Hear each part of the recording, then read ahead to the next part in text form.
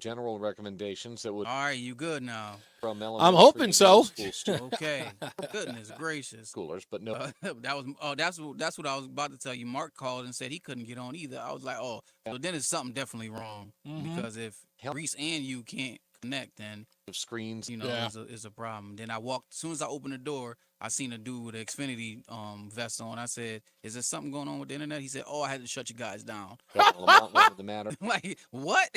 What you mean? After it failed to gain traction there, he ordered the Department of Ed to take. He said he tried to tell Bob, but Bob wasn't in office, so he just went ahead and did it. 1080 News. Closing Bell Report sponsored by Bouvier Insurance. Dow up 55, NASDAQ up 102, S&P up 23 points. For these stories and more, go to WTIC.com.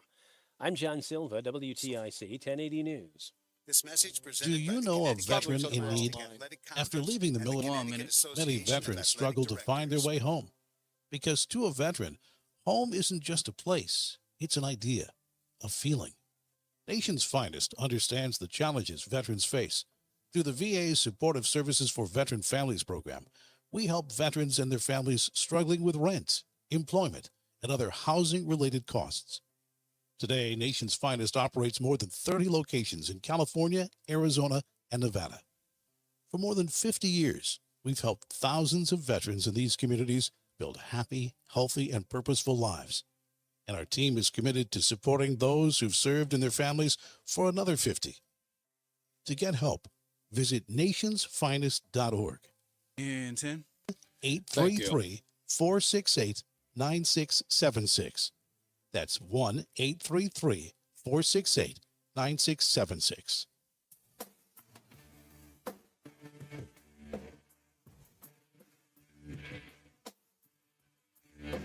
I don't know what's going on. All I know is that we're back. We're back, baby. It's Reese on the Radio, NewsTalk 1080 WTIC. This is actually the perfect thing to come back with, little Led Zeppelin. We had a horrible glitch. It was what do they call it? What's it called? A glitch in the Matrix? Is that what it's called? I think that's what it's called. A glitch in the Matrix. Something. It was a man-made catastrophe. Let's just put it like that. Some Yahoo had to do something. And look, let me tell you something. When I grew up, I always told people that I'd rather you ask for forgiveness than ask for permission. And when you have to do something, sometimes you just got to pull the plug.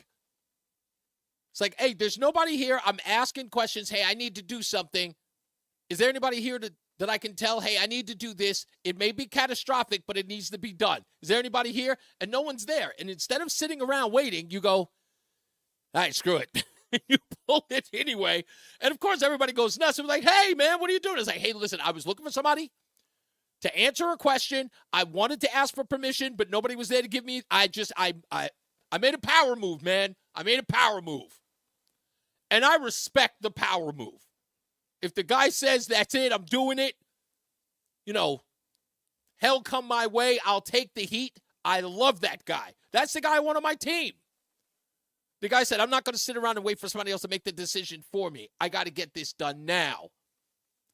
Now, that doesn't always work. Don't get me wrong. It doesn't always work. Some people will be just a-holes, right? And just say, hey, whatever. But there's some guys who just got to make that executive decision. I got two guys who work for me part-time out in Virginia. They do that all the time. They're hesitant. Yeah, I don't know. I just didn't want to. Somebody might get ticked off. Somebody might get upset. It's just like, so what? They get upset. What? They get angry. What? They might yell. They might. Well, who cares? You got to take a chance. Tell him, Mark. Mark Christopher in the BPS Traffic Center. You got to take a chance sometimes, right? Yeah, the guy shuts off the internet at a radio station. I mean, jeez Louise. So I'm running upstairs. Yeah. Trying to reset my router, and I look at it, and it goes, and I'm looking at all the lights, and go, oh, everything looks normal. Yeah. Well, I'm going to reset it anyways and hope it'll work. And I call Roland. I said, Roland, I don't know I think it's on your end because everything is over here has been reset. Yeah. He goes, and then I called him back. Said, "Oh, it came back." He said, "Yeah, the cable guy decided to turn the internet off." So, The cable guy. we got to tell that guy that it's a radio station. You might want to ask before you do that. We got a lot going on here. It's classic. Listen. But you want him on your team because he's very decisive. He made that decision. I'm gonna shut this thing off without telling anybody. Listen, Mark. Listen. This guy's not for everyone. No, you're right. I know he's just trying to do his job, but just maybe give us a heads up, like maybe we can do that like during the news or during a long break where we don't need the internet. Let me just say this, ladies and gentlemen, there are several kinds of bosses. Mark is one of those guys who does not want you to make executive decisions without it. Well, I mean, the only thing is it's a 4 radio stations that rely heavily on the internet. You might want to say, hey, is there a good time? I got to just shut this off for a few minutes. Maybe this one I would hedge. Heads up. I would hedge a little on heads up. Yeah, a little heads up. That's all. Hey, Reese, thank you very much. Good afternoon, everyone. If you are heading into downtown Hartford right now, we've got delays from exit 36 down to 32 A and B. Northbound 91 moves well. Cromwell through downtown up into Windsor. Westbound 84 slowing on the Bulkley Bridge. 84 eastbound a little tight. 48 Capitol Avenue into the tunnel. 291 eastbound slowing from I-91 over to the Bissell Bridge. 2 eastbound's okay. Glastonbury to Marlboro. 9 northbound slowing Harbor Park to the Aragoni. If you're heading into Waterbury, 84 eastbound, you got delays moving up on 18. 84 westbound in Newtown slowing by exit 9. 95 southbound New Haven tight. 48 down to exit 44. Traffic and weather together on the 8th. WTIC News Talk 1080. Well, as we head through the rest of this afternoon, we are going to see intervals of clouds and sunshine. There will be a shower at a few spots as well. The high temperature up to 75 degrees, mainly clear tonight. It'll be cool out there as well. Low temperature down to 53. Then a pleasant day in store for tomorrow with a mix of clouds and sunshine. The high again up to 75. We'll see a few patchy clouds tomorrow night. Great weather for sleeping as we head down to a low of 56. Then it finally turns warmer on Friday with partial sunshine. We'll have a high on Friday up to 80. Then heading into the week and Saturday, we'll be at a beautiful start to the week and with partly sunny skies.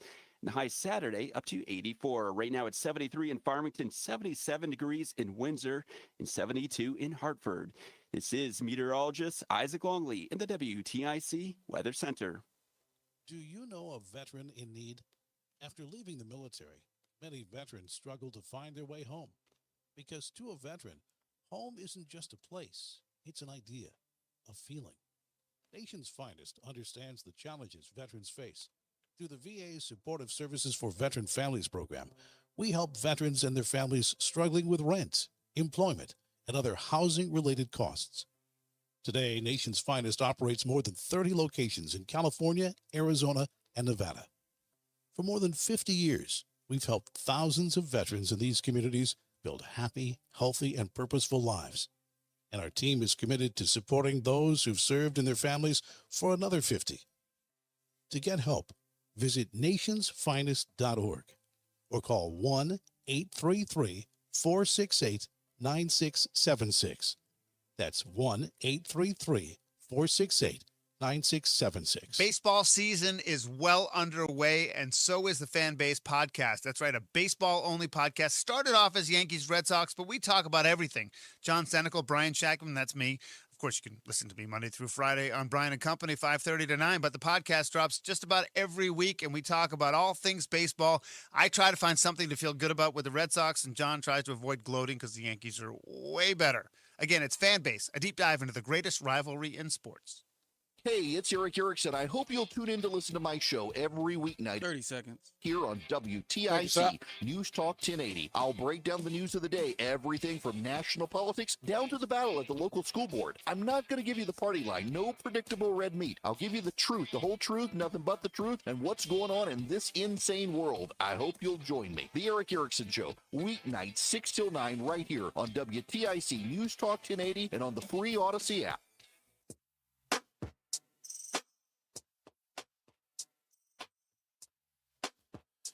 People don't give this beat enough props. I love this beat. It's Reese on the Radio, NewsTalk 1080 WTIC. Can't nothing hold us back except the internet. My entire life, I will tell you this. The first time I worked for an internet-based company was back in 1995. I worked for a company called Logistics Worldwide. They got bought out by a bigger company out of Canada called Dynamic.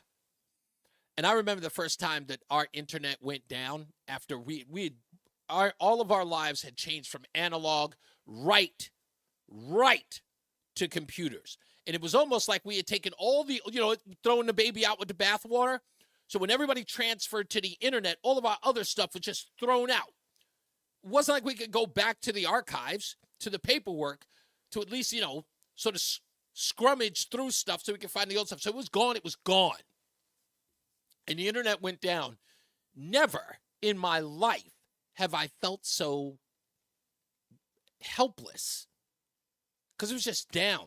And the phones were just ringing and ringing and ringing, and the customers were mad because we couldn't do anything. And they were in, we were a logistics company, so we had to get stuff like parts for their companies across the country.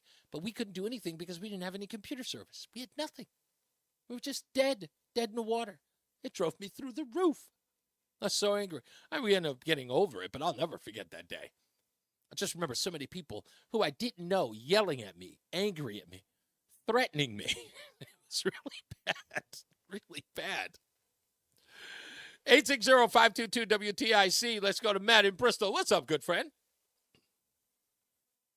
Hello, Mr. Hopkins. How are you doing? Pretty good, sir. How are you? Hey, before I get what I called about, can I do an early airing of grievances? Sure. What's your grievance today? Okay. I could have sworn on your bumper music I heard either Dre or Snoop Dogg, and after you lit me up for saying that those were good groups. I didn't suggest that they were bad groups. I told you that Eazy-E, NWA, Too Short, what's his name, MC8, those were horrible groups, trash rap groups. Now, don't get me wrong, the G-Funk era with Dr. Dre and Snoop Dogg, sure, that was great for the early 90s, 1992 and on, and it completely changed music forever. Dr. Dre in and of himself, sampled music that no one on the East Coast would have ever thought to sample. The sound changed because of them, and they were innovative on that level. That is without a doubt.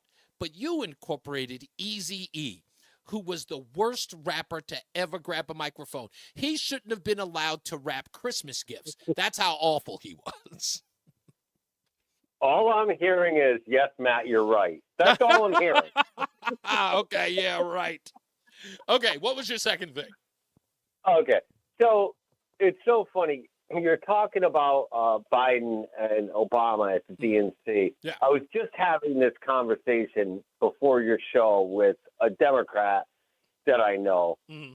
And I was very confused on why they put them in the spots they put them.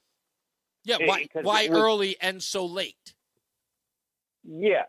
And I'm just going to let you run with it because I don't understand why they would put supposedly their big guns out in those time slots, and I don't get it. Because they are to forget about them.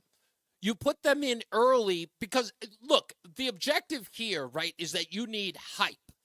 And the one thing that I said yesterday, and I'll continue to say it, is the Democrats do not have a deep bench of viable candidates for the future. Right now, they have three. They have three very good ones, and that's Shapiro, not Pritzker, because he's a billionaire. He definitely doesn't fall into what's name. So we got Bashir, Shapiro, and Newsom. What's that? Newsom, yes. Newsom. And maybe Gretchen Whitmer. Maybe. She's an outlier, but maybe her.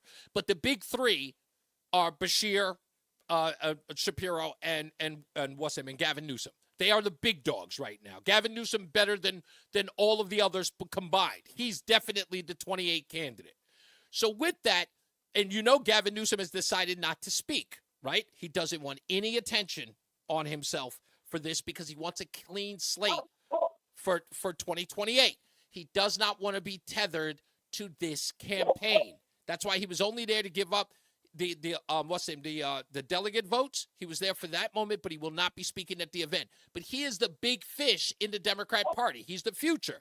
So you put on Barack Obama, you put on Joe Biden. Why? Because, of course, in essence, they're the big dogs of the party. They are the gatekeepers. But you put them in early and you put them on late at night because there's nothing else left. Get them out of the way now. Get the hype going. The other two nights are going to be downhill. They got 20 million views on the first night. Where does it go from here? It's got to go down. Barack Obama and Michelle Obama are the biggest fish that they could have in their party. It's all downhill now. It's all downhill. Well, if that's true, which I'm not arguing with you, I think that is true, why on God's green earth would she pick Walz for the running mate if those are the big fish in the Democrat Party? Because, again, Walz is a nobody. He's Tim Kaine, right? It's like picking Tim Kaine. He's no variable, right? People didn't even know who he was until we found out who he was. And then when we found out who he was, they found out this guy he's got baggage for days. This guy is a month-long, vacation. He's got so much baggage. He's got all of this stuff. And who's the one who put that together? You got David Plouffe and you got Eric Holder, the right-hand men of the Obama campaign of 2008, right? And these guys are the ones who picked him. That he's got a stolen valor. He's got a coward label on him. You got Minneapolis on fire. You got all of this with him because they know that this is supposed to fail. The objective is for this to fail. If she accidentally makes it across the finish line, they are going to be stunned. And they're going to laugh at the electorate. They're just going, wow, these people will vote for anything we tell them to. But truth be told, it's not going to happen. She does everything that you were seeing on the polling data and the news media is farcical. It's to give the illusion that this woman is a viable candidate. Neither of these people are. You can't go from a month ago, you wanted her off the ticket, like Joe Biden has to be removed. When they were talking about Joe Biden has to drop out, they never said Joe Biden has to drop out so that Kamala can take over. That was never the statement. It was never followed up by that. It was followed up by Joe Biden needs to drop out so we can have a convention where we can get a new candidate, right? They wanted a new candidate. They never said her. I remember that. I remember saying, like, well, what are they going to do? They can't pick her. Her polling ratings even worse than his. But like, there's no way they can pick her. But Axelrod and what's his name? Scott Jennings said it best.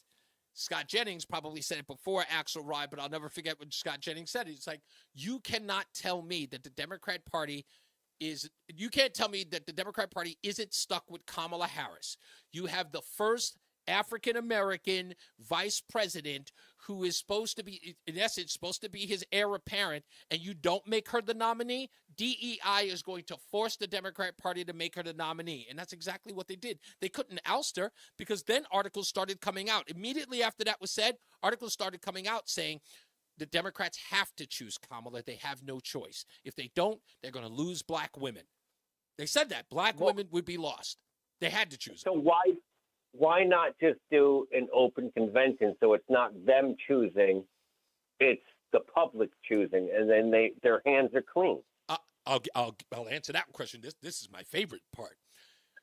After Donald Trump won in 2016, every newspaper article talked about how it was so horrible and so sad that Hillary Clinton didn't get her final just due of becoming Madam President of the United States. The Democrats have to get together and get a viable candidate in the diversity realm to be President of the United States. That was the thing. It was like, maybe we need a woman, maybe not Hillary. That's what everyone was talking about. So then a month after Donald Trump is inaugurated, they do a poll. Who is the top candidate to run against Donald Trump in 2020? Do you want to know the top three? I would love to. In order: Joe Biden, Bernie Sanders, Elizabeth Warren. The closest. Really, Warren? Yeah, that's right. The closest minority on the list came in 7th. And I couldn't stop laughing about it. I said, wait a minute. the party of diversity based on a poll on who should take on Donald Trump, the most racist person in the world, and the 3 top contenders are all white, and the female came in third?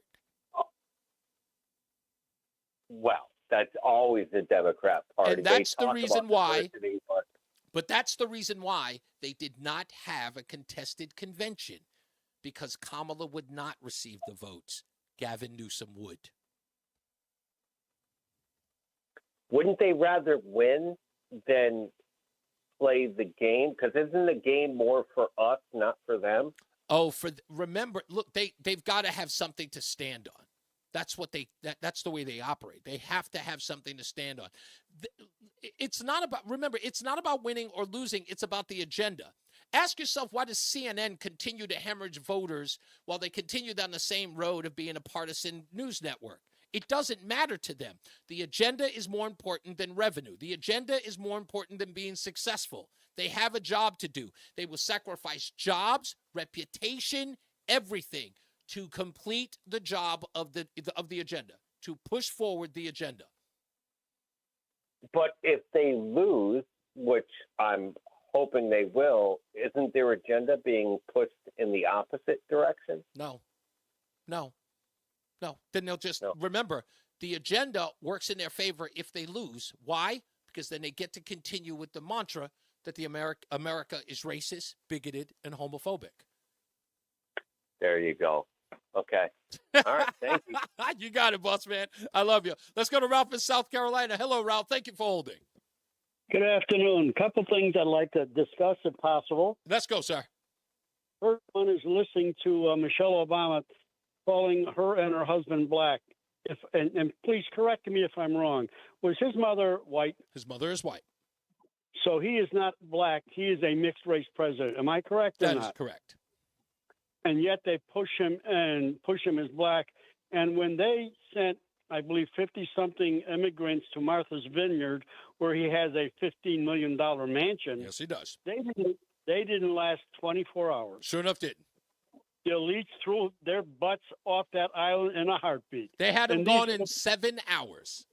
And these are the people that care about middle class and care about all these illegals coming into this country. This is the same man and woman who have a mega $1 million home in Washington and now have a mega $1 million home in Hawaii, something the average American middle class, everybody's got one, right? Which I find so, you know what, it's funny because someone just mentioned that to me today. I didn't even know they were building a home in Hawaii as well. And the Martha's Vineyard house has 7 bedrooms. Malia and Sasha, if I'm correct, I think the oldest one, Malia, isn't she out of the house? And Michelle ain't pumping out any more babies anytime soon. So, yeah, but when you've got $100 million, you can pretty much buy whatever you like. Doesn't have to be the right size. Right. It could be whatever you feel like buying. Right. Exactly right. You know, the crazy part about this, what was the other thing that you noticed, Ralph? Did you notice that Bernie Sanders got up on stage yesterday and talked about how billionaires are running our electorate to only then introduce a billionaire on the Democrat Party in Pritzker? Would you call that hypocrisy? Yeah, of course. But again, I mean, they are too glib. They are too glib and too arrogant to recognize irony. They don't see it. And I'll tell you, there's 2 questions I would like to ask every Democrat running and every Republican too, every single one. First of all, where do you stand on abortion? Where do you individually stand? The second one is, how high can our debt go before we're bankrupt? What's the number?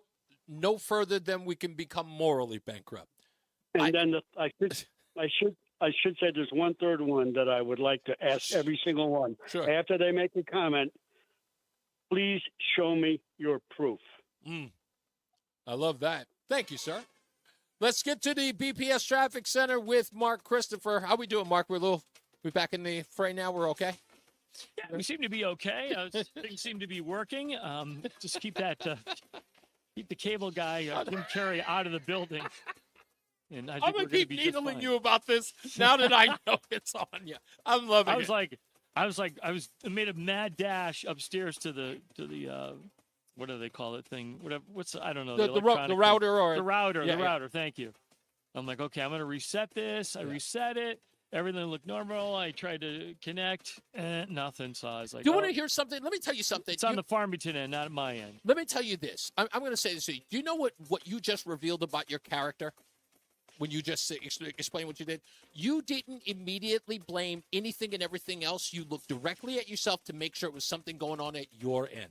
That is a character thing that many people don't have. Cool. I'm telling you, think about that. Well, you didn't start screaming at others like, "Hey, what's going on at your end?" You immediately start looking at yourself. Yeah, no, I can't start throwing stuff at you guys unless I check my end first. So then it rebooted and everything looked normal. And then I called Roll and I said, "Did you guys lose?" And he goes, "Yeah, I think so." Yeah. And I said, "Okay." I said, "I'll tell you what. I'll call you a couple minutes before the next report. We might have to do this one on the phone." So it worked out fine where the switch came back on. So we're good to I'm go. telling you, in my view, I see that's a character thing, man. You immediately go, okay, what can if my thing is screwed up, let me check that first to make sure before you start result. But that's an instinctive thing. I noticed that about people, so I just want to point it out to you, man. Good job. I love that. That's a good thing. I'm sure my parents are proud to hear that. They raised me right. There you go. They did raise me right. I didn't quite turn out right, but they did do the right thing most of the time. If you're heading into Hartford right now, Reese, on the southbound side of I-91, you're looking at delays 33 down to 35 down to 32 A and B. Again, slowing 27 to 28. Northbound 91 moves well. Cromwell through downtown up into Windsor. Westbound 84 slowing Bulkley Bridge up to 47 Sigourney. 84 eastbound, you got delays about a half mile before 46 Sisson Avenue up to 48 Capitol Avenue. 291 eastbound's a little slow. I-91 to the Bissell. 2 eastbound looks good. Glastonbury to Marlboro. 9 northbound slowing Harbor Park to the Aragoni Bridge. 84 eastbound slowing by exit 18 in Waterbury. 95 southbound delays 48 down to 44 in New Haven. Traffic and weather together on the 8s. WTIC News Talk 1080. And now a WTIC News Update.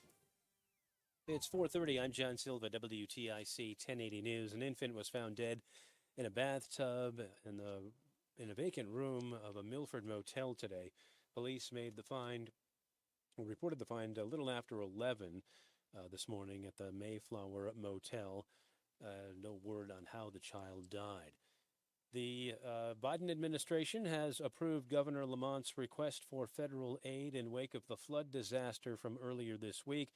That means New Haven, Fairfield, and Litchfield counties will be eligible for assistance from FEMA, the Army Corps of Engineers, and other agencies in trying to come back from the devastating floods. As a result of the damage wrought by the floods, Oxford schools will not open on time as was originally planned next week. They were scheduled to open on the 28th, but the superintendent has now pushed that back, he says, to at least the week of September 3rd, while they do a safety assessment and try to figure out how the buses are going to get around all the damage to the roads and infrastructure.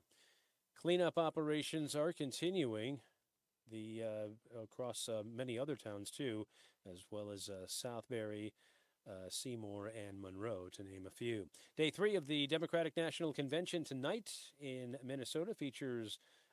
Chicago features Minnesota Governor Tim Walz accepting the party's nomination for Vice President, former President Bill Clinton, among those scheduled to speak.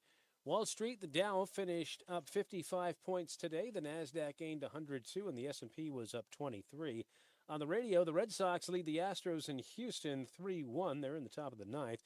Yanks host the Guardians at the stadium tonight. Mets already beat Baltimore 4-3. And in the Eastern League, the Yard Goats will take on New Hampshire 6:35 on the Odyssey app. I'm John Silva, WTIC 1080 News. Who do I wrestle for? I wrestle on my high school team for Jason Garcia, my fiercest competitor during practice and my biggest fan during meets. I wrestle for my parents who practice what they preach, the importance of hard work, commitment, and dedication. I wrestle for the chance to put our little high school right here in Connecticut on the map. Wearing the uniform of your high school comes with a big responsibility. Younger kids look up to you. Your teammates count on you. And the reputation of your high school depends on you. Do you have what it takes to participate in a high school sport? I wrestle for the glory that is mine when I do my best. That's who I wrestle for.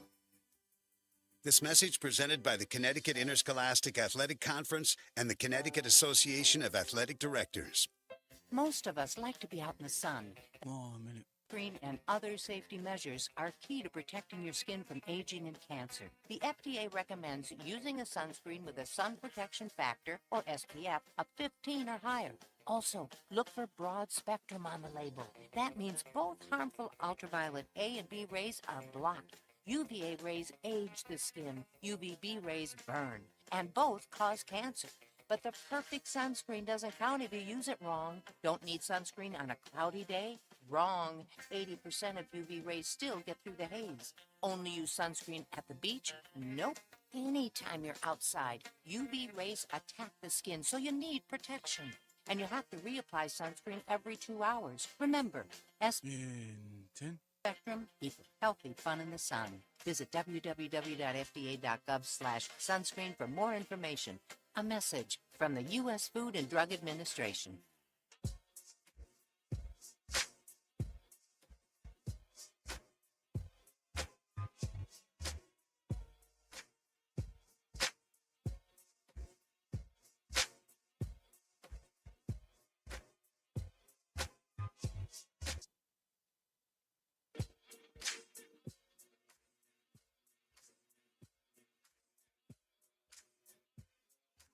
All right, we're back. It's Reese on the Radio, NewsTalk 1080 WTIC. I came back right in time. Anyway, we got more news and more views coming up a little bit, and of course, the 5 o'clock focus. A lot of people are going to be caught up in the flood insurance situation after the floods in the area of Oxford. And I want to talk a little bit about the insurance. I've noticed that over the years, people have been hesitant to buy certain insurance because I believe part of the reason, well, one reason is because insurance is expensive. But I think a lot of the problem is let's just say the demonization of the insurance industry. So the 5 o'clock focus coming up, I want to ask, is part of the reason why people don't get insurance is because of the idea that insurance companies don't pay out when something goes on? There's a lot of red tape to go through. What is it that keeps people from picking or deciding on insurance when they do? Some things you have to have insurance for. You have to have car insurance, of course. A lot of people don't get renter's insurance. When my wife, when we got together, I'll admit, I've rented most of my life, and I've never had renter's insurance. It was my wife who convinced me to pay for it. And I realized it was actually a good thing to have.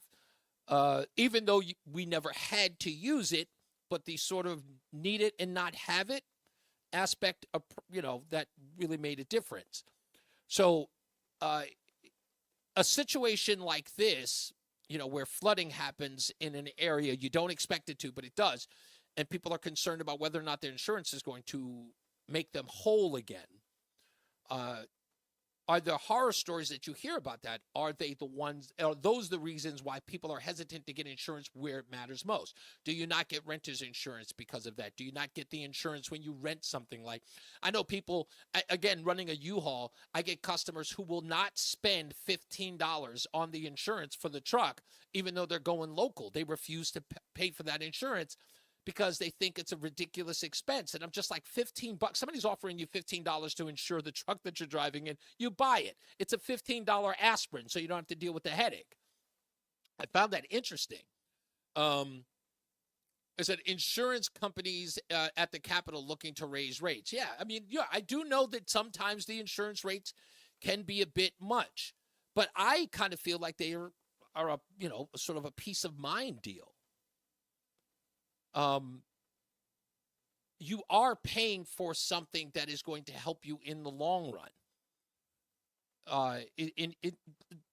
Tragedy happens.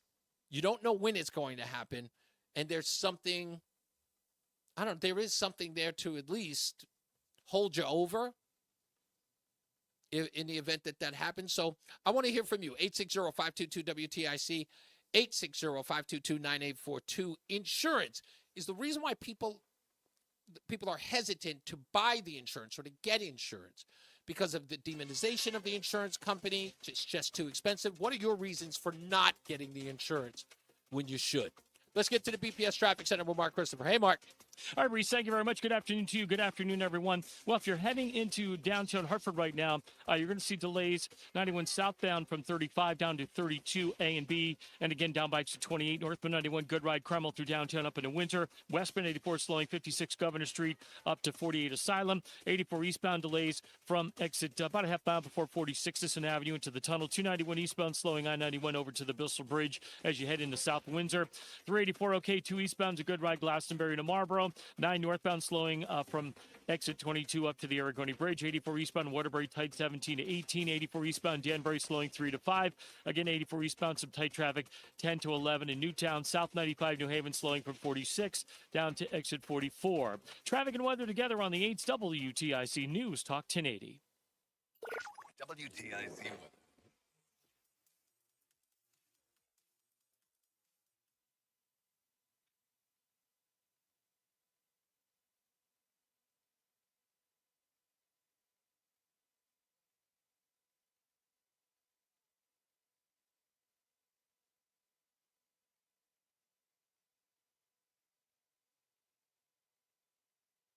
Well, as we head through the rest of this afternoon, we are going to see intervals of clouds and sunshine. There will be a shower in a few spots as well. High temperature up to 75.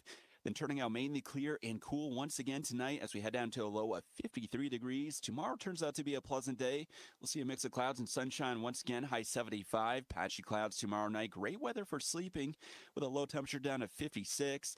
And as we head into Friday, partly sunny with a high up to 80. This is meteorologist Isaac Longley in the WTIC Weather Center. Tune in to WTIC News Talk 1080 for Healthy Rounds, hosted by Dr. Anthony Alessi, Saturday mornings 11 till noon. Learn from the top experts in their fields about the latest medical findings and call in with your medical question. Healthy Rounds is dedicated to providing accurate and timely health information and is sponsored by Hartford Healthcare, Ratchford Eye Center, St. Francis Hospital, Covaris, and Yukon Health Orthopedics and Sports Medicine. Healthy Rounds, Saturday mornings 11 till noon on WTIC, News Talk 1080, and WTIC.com. Most of us like to be out in the sun. 1 minute. Sunscreen and other safety measures are key to protecting your skin from aging and cancer. The FDA recommends using a sunscreen with a sun protection factor, or SPF, of 15 or higher. Also, look for broad spectrum on the label. That means both harmful ultraviolet A and B rays are blocked. UVA rays age the skin, UVB rays burn, and both cause cancer. But the perfect sunscreen doesn't count if you use it wrong. Don't need sunscreen on a cloudy day? Wrong. 80% of UV rays still get through the haze. Only use sunscreen at the beach? Nope. Anytime you're outside, UV rays attack the skin, so you... Sorry, Pickle. He's gonna be out for a bit. I don't have any details to share with you because I have no details, but yeah, he's going to be out for a bit. But thank you. I appreciate your compliment of the show. I'm trying my best, and I appreciate you. I wish I could give you more, but I can't. I'm sorry. Hey, now. It's Reese on the Radio, News Talk 1080 WTIC. I was supposed to be getting you this Scott Jennings, is that his name? Yeah, Scott Jennings audio. But we got so screwed up here that I couldn't even get to it. So forgive me for that. Anyway, who do we have speaking tonight? Bill Clinton, right? Bill Clinton speaking tonight? That ought to be interesting. Roland, can you get on the mic real quick? I just want to ask you a question. Did I ever tell you about my interactions with the Clintons? Okay, I guess he's not. Oh, okay, he's on. He's putting in the what's name. All right, one day I will talk about my. Can you call it a war? I'll put it to you this way. One day I will tell the story here about how I was attacked by the Clintons. And it's an interesting story. And I think that, you're intrigued. It's something right out of like what's his name? James Patterson. Something right out of that kind of book. It is riveting.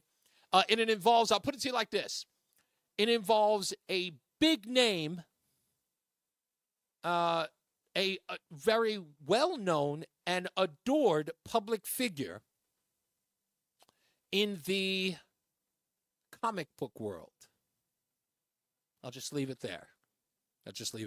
I know there's some people who will be like, what? Yes. It involves a very, very good man, lovely man. And we'll talk about that sometime. I'll tell you that story. Anyway, let's go back to the phones. 860-522-WTIC. Zach is in Litchfield. Hello, Zach. You're on with Reese on the Radio. Hi, Reese. How you doing? Pretty good. I've done insurance for my whole life pretty much, and I can tell you the reason rates have gone up so much, at least in the property insurance, is because of the value of real property. So for things like your homeowner's insurance, home values up here went up by 33%. We've seen premiums go up by that, if not 40, 50%. Right. 40 to 50% in some cases. So you're saying liability premiums have pretty much stayed level for the past couple of years. So so if you I'm assuming you're in the industry, Zach? Is that? Yes. Okay. Yeah, third generation actually. Oh wow. Okay. So you're deep in the cut. So let me ask you this: when you hear the hesitance, because I know there is, when you hear the hesitance, or whether or not they buy it or they don't, what are the mitigating factors that people say I don't know, or what are some of the, other than cost? Is it because they don't think they're going to need it, or just the cost?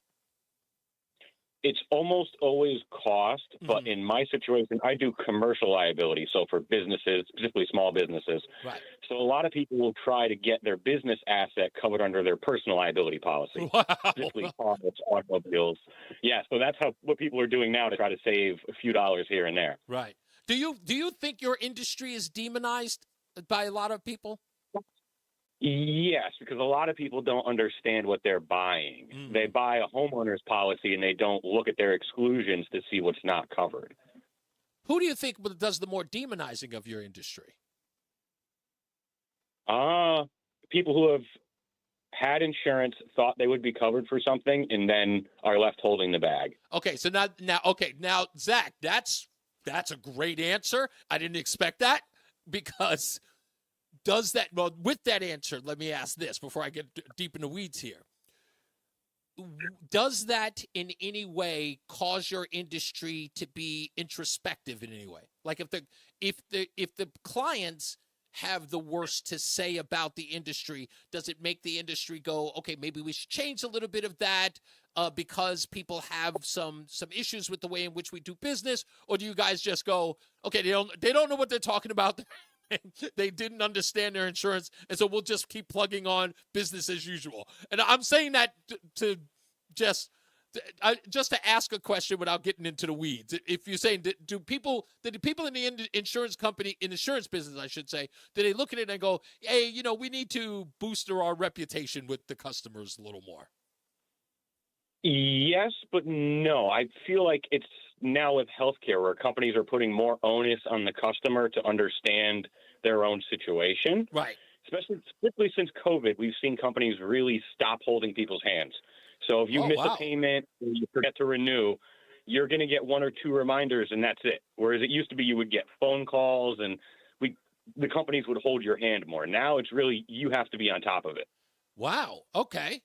And so now, because you don't hold, and I think forget about it. That's laborious. I don't think you should hold people's hands. One of the biggest problems I had with the housing crisis was this term predatory lending that was used, which was in essence was to say the person who signed the contract for this house didn't understand what they were signing. Yes, they did. They were signing onto a damn house. Under normal circumstances, you wouldn't even, that person would have a hard time getting a VCR tape out of Blockbuster with their credit. But now you're going to give them a whole house, and you think that these people weren't going to read the fine print? Of course not. But in the insurance business, I find it odd that anyone would expect you to hold their hand. That seems weird to me. Well, as we've kind of gotten away more from the agent-focused world into like the world of direct writing, where people can access the carriers directly. Oh. I don't want to say it's predatory. Obviously, Kinley, had a pretty heavy What the heck load just there, happened? so he needed a break. So I just tried to do my best to fill in and get the win and get the series win. Yeah, you've been steady all year. You've been listening to Red Sox Baseball on WTIC News Talk 1080. We now join our regularly scheduled program. Zach, are you still there?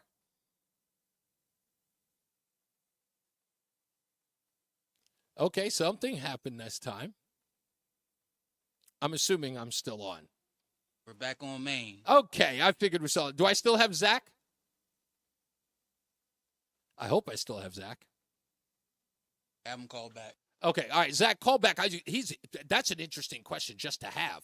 A guy who's been in the insurance business like that. I've always been intrigued by that business, especially the way that people, because it's always, if you look at insurance companies throughout the years, they always seem like the bad guy, right? I harken back to that silly movie called The Incredibles. Mr. Incredible's job was he was an insurance claim agent or something. That typical scene is what every insurance agent is made out to be on television or in the movies. Let's go to Craig. He's in the car. Hello, Craig. Do we have Craig? Craig, are you there? Don't tell me he can't hear me. All right. Okay. I guess we're just not getting anybody. Well, we'll figure out on the phones as well in a couple of minutes. Okay, now it's time for me to get to the Scott. All right, you got Zach. You want him? Okay, Zach is back. Okay, all right, and I think I lost Craig. If you can get him back as well. No, he's back. He's back. Okay. Dang, Zach just dropped off. Okay. Let's go to. We got Mike in Plainville. Okay, let's go to Mike in Plainville. Hey, Mike, how are you? Hey, Mike, you there? Hello. Hey, can you hear me? Hey, Mike. You gave Dave one hell of a broadside yesterday. I loved it. Thank you, sir. Hey, I don't even think he was in San Francisco. I think he was in freaking New Britain, Connecticut. You should have asked him some geographical questions. Right.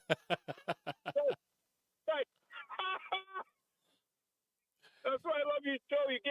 You were right spot on yesterday. You know what? You sound different on the air today. Are you up here or down there? No, it's you know what? It has everything to do with the signal, and that's just the way it is. It's a weird signal today, and I think the internet may have thrown everybody off. So we'll figure it out. Are you down in the Lone Star State? Yep. Oh my God, you're lucky. No, I'm not. No. No, but trust me. In due course, we'll get into that later. But listen, you said I was right about. Are you talking about the Obama speech, or are you talking about something else? No, I mean just tell you, you're spot on. Obama, that's the last person I want to listen to. Him and his wife. I'm not going to watch 1 second of that convention. It's just. That's the reason. That's the reason why we do it, Mike. So you don't have to. That's the reason why. Phonier than a soap opera. What's that? It's phonier than a soap opera. I know. Do you know, at this point, I'm surprised Oprah Winfrey isn't coming out. I mean, is she not on the dais? How is Oprah Winfrey not on this thing? I want Oprah Winfrey there. I want her and Gayle King. I want somebody there. You know, I ran into somebody back in 2016 during the election. And I walked into the store, and we got talking politics. She wanted Biden or whoever, and I guess I look like I'm a Trump supporter. Okay. She thought I was a truck driver. She says, all you truck drivers are the same. You're all Republicans. I said, well, first of all, thank you for calling me a truck driver. And I went through my dissertation in the store. I went to every item. I said, do you know where this item comes from? Do you know where that item comes from? You wouldn't be shopping in the store if it wasn't for truck drivers, lady. Yeah. It's so funny. I go through these debates with some of these people on the left, and the arrogance that they give off about their choices, even though they're literally based in nothing, right? If there's ever an empty suit, it's the support of Democrat policies, because it takes no thought. it takes no real vision for them to actually believe in the nonsense they believe in. They just are a bunch of dunderheads who just shake their head and agree. And when you was right. Right, when you question them on it, and of course they immediately start running around like a bunch of cockroaches when the lights turn on, which is again They're in the maze. There's only one way out, and they keep trying to find another way out. Exactly. And so when I listen to them and I go, and they come in there with this moral ideology, like they are on the right side of history. We're making the right decision. You are a bunch of Neanderthals. We're highly intelligent, and we're clearly understand society better than you. And I look at them and I just go, what makes you people so morally superior than the rest of us? I just don't know how we got to this point. It's pretty extreme right now. How did we get here? Too many participation trophies, Mike. Mike, it's too many participation trophies. Too many people telling them every day how special they are, even when they've done nothing. Too many people who have told them that in order to be activists, all they have to do is change their profile on their social media page. Exactly, because you can't even enforce company policies anymore, like grooming or hair color. You can't tell anybody anything when everything they do is so important. Everything they do is so important. Everything they do is of consequence. They are the most important people in the world because they say so. I will say I'm lucky I hooked up with a company 10 years ago, and they're still old school. You have to conform to the basic policies, grooming, safety clothing, whatnot. And if you don't comply, if you get 3 warnings, you're out. I love it. That's the way it should be. Exactly. Thank you, Mike. Let me tell you. All right, buddy. You got it. Let me tell you this. This is an interesting thing. There was a story that was a couple of years back of these kids that just got out of college and they get into the real world working for this company, and they had been told that there was a dress code in their employee handbook, and they were to follow that dress code. And the dress code was about footwear that they had the issue with. And they had this big problem when they noticed that one of the employees was not wearing the approved footwear in the employee handbook. And instead of going to the proper, I guess, authorities at the company, they went above that and they got a group petition inside the business that went after, they didn't send a letter to their direct supervisor. They went above their supervisor's head to the CEO of the company, saying that it was unfair that they had to adhere to these rules and they should be allowed to wear any clothing that they wanted to, any footwear that they wished to. And I know I'm telling this story poorly. Somebody will probably remind me in the chat room of the story, but I'm sure you all remember. Well, anyway, their boss called a conference room meeting with all of the people who had signed this petition, a bunch of young people, and some of them older, who had sided with these young people, who had grown up in the activist world of Ivy League college, who, when you protest, you get what you demand. Yale, Harvard, Columbia. When you're one of these screaming 5-year-olds with a Molotov cocktail on the campus, you get what you want because the college wants to make sure that you're expressing yourself, and they do it. Whatever you want, kids, just don't burn the place down. Well, their supervisor called them into the conference room, got them all in there, and he looked every one of them in the face and called them one by name, and he fired them. But before they were allowed to leave, the person that they were complaining about, the one who was in the shoes different from them, well, that person had an orthopedic problem. He was a veteran. I think it was an Army veteran who had to wear special shoes. And he simply looked them in the face and said, "You went above my head to change the rules of the handbook. You went above me, and you thought that you would get your way without even asking why that person was allowed to wear those shoes." And he said, "Obviously, all of you are fired for insubordination." And he got rid of the entire lot of them. just got rid of them. Well, those kids went online and went nuts. They lost their brains. It was like, I cannot believe that we would be fired. I can't believe that they wouldn't succumb to our demands. Welcome to the real world, sweetheart. Let's go to the BPS Traffic Center with Mark Christopher. Hey, Mark. Hey, Reese, thank you very much. Good afternoon to you, and good afternoon, everyone. If you are heading into downtown Hartford right now and you're on the southbound side of I-91, look for some slow traffic as you move from exit 35 down to 32A and B. Again, delays 27 down to 28 on the Hartford Weather Shield line. Northbound 91 looks real good. Cromwell through downtown up into Windsor. If you're westbound 84, you're slowing 56 Governor Street up to 48 Asylum. 84 eastbound locked up 44 Prospect Oakwood down to the Bulkley. 291 eastbound's a little tight from I-91 over to the Bissell Bridge. 2 eastbound's running well East Hartford into Glastonbury. 9 northbound some slow traffic from Harbor Park up to the Aragoni Bridge. Westbound side of 84 slowing in Waterbury. 22 into the Mixed Master. 84 eastbound slowing by 3 in Danbury. 84 eastbound again tight from 9 up to exit 11 in Newtown on the eastbound side of 84.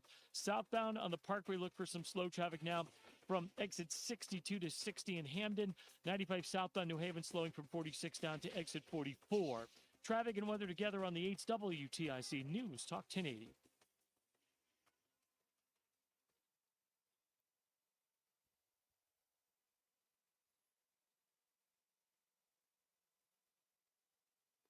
Few spots as well. High temperature up to 75. Then turning out mainly clear and cool once again tonight as we head down to a low of 53 degrees. Tomorrow turns out to be a pleasant day. We'll see a mix of clouds and sunshine once again, high 75. Patchy clouds tomorrow night. Great weather for sleeping with a low temperature down to 56. And as we head into Friday, partly sunny with a high up to 80. This is meteorologist Isaac Augley in the WTIC Weather Center. Get a head start to your day with WTIC News Talk 1080. Listen to us live on the Odyssey app before you even hit the road. Get the breakdown on the biggest news stories that Connecticut is talking about. To get started, download the Odyssey app and search for WTIC News Talk 1080. WTIC is 99 and kicks off a year-long celebration to 100 years on the air. This is WTIC and WTIC FM HD2 Hartford, an Odyssey station. 5 o'clock, good afternoon. I'm John Silva, WTIC 1080 News. President Biden has approved Governor Lamont's request for federal emergency. President Obama. In wake of the deadly and Is that what he said? That's what he was about to say. He corrected himself. Lamont made the request this week for Fairfield, New Haven, and so Zach came back. The declaration comes on the heels of the good. governor's civil preparedness emergency declaration. That means now that state agencies will be able to coordinate with FEMA for assistance from the likes of the U.S. Army Corps of Engineers, the EPA, and others. The impacted areas sustained extensive damage to roads, bridges, and the overall infrastructure. The cleanup and recovery from the catastrophic flooding is continuing. In Oxford, Team Inc. and the American Red Cross were on hand today to help give out cleanup kits, food, and other essentials. Norm Plude of Seymour tells WFSB it appears as if he'll have to start over. I'm lost for words. I lost everything, pretty much. I got insurance coming out. Nobody has flood insurance. A number of GoFundMe pages have been established to help those most in need. And the start of school in Oxford is being delayed. The superintendent today saying the extent of the damage to roads led them to make the call. School was officially slated to open for the 2024-25 school year 1 week from today, August 28th. But Dr. Robert Miller now says the best case scenario for opening would be sometime the week of September 3rd. He says they will undertake a complete safety evaluation before buses are given clearance to drive on the streets. Town of Woodbury says the state has reopened U.S. Route 6 at Woodbury Place, and this after it sustained some damage due to the flooding. Another key route to Southbury, Transylvania Road, though, could be closed for months. First Selectwoman Barbara Perkinson says that road separates a small lake from a swamp, so further damage could cause more flooding. All the water from the lake would rush through, and it would severely impact some homes that are in that area. Wow. In fact, we thought it was going to perhaps breach Sunday night. Child is dead, and Milford police are investigating. The call came in shortly after 11 to the Mayflower Motel. Now, investigators say the motel's cleaning staff discovered the infant lying in a bathtub of a vacated room Officers performed CPR on the boy or the baby that is, until paramedics arrived and took over. The baby was later pronounced dead at Yale New Haven. Police have not released the gender of the infant. The Milford State's attorney is assisting in that investigation. Former President Trump held his first outdoor rally since the assassination attempt last month. Got some jabs in of his own following speeches last night at the DNC from former President Obama and former First Lady Michelle Obama. Did you see Barack Hussein Obama last night? Take little shots. He was taking shots at your president, and so was Michelle. You know, they always say, sure, please stick to policy, don't get personal. And yet they're getting personal all night long, these people. The fate of another candidate is reportedly up in the air. University of Virginia's Larry Sabato says Robert F. Kennedy Jr.'s independent bid may be on life support. RFK's not going to do this for his health. He's going to do it to regain some kind of credibility. And he wants to do that through a cabinet officer.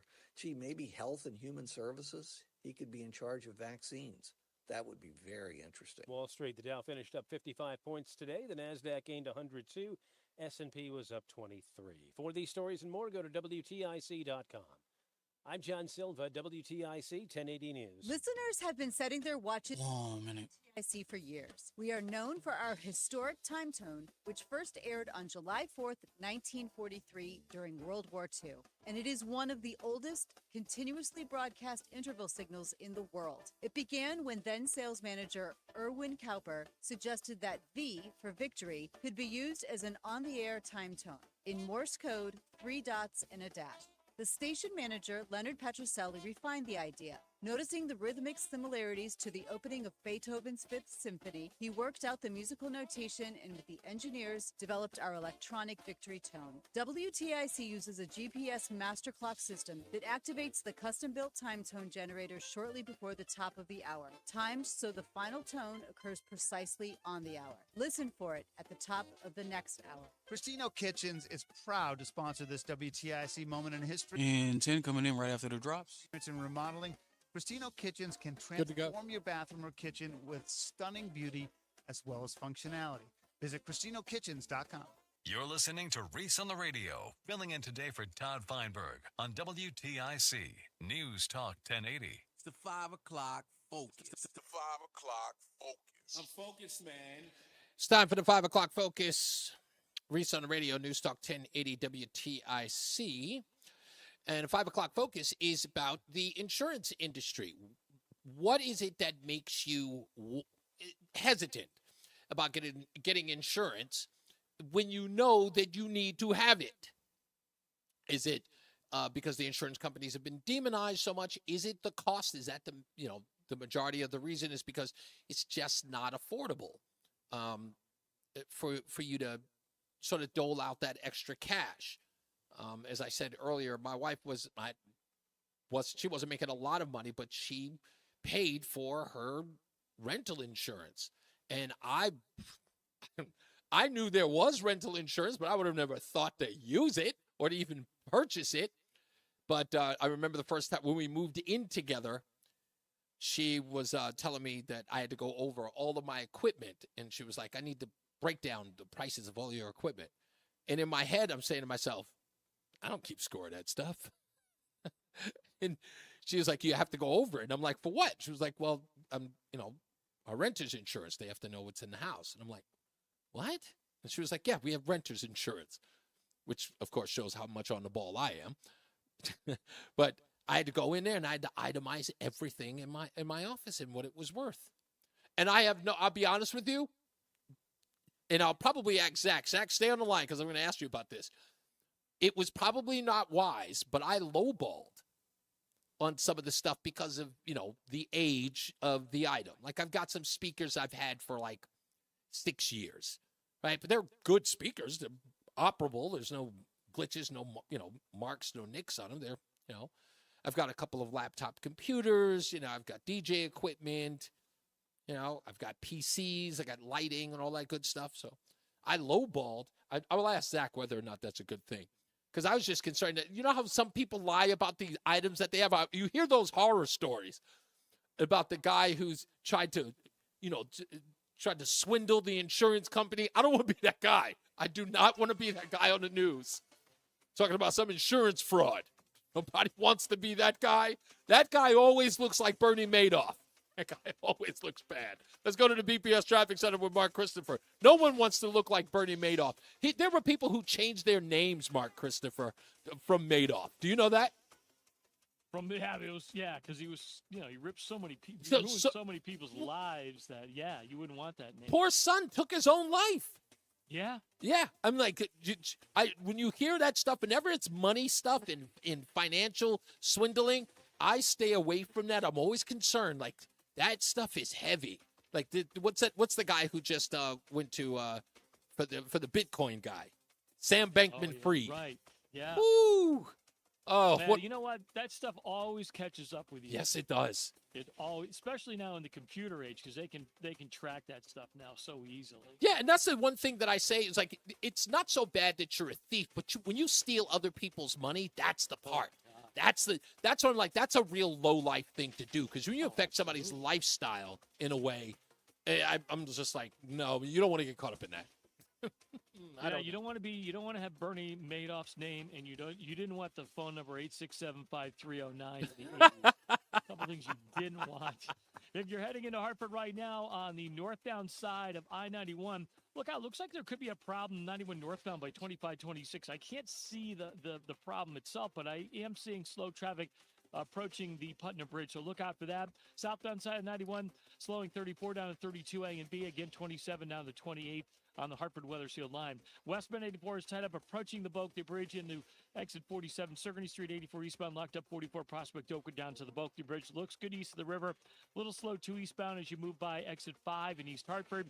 Heading into Middletown 9 northbound, delays 22 to the Aragoni Bridge. Look out, we have an accident reported 9 northbound between exit 32 and exit 34, Berlin into New Britain.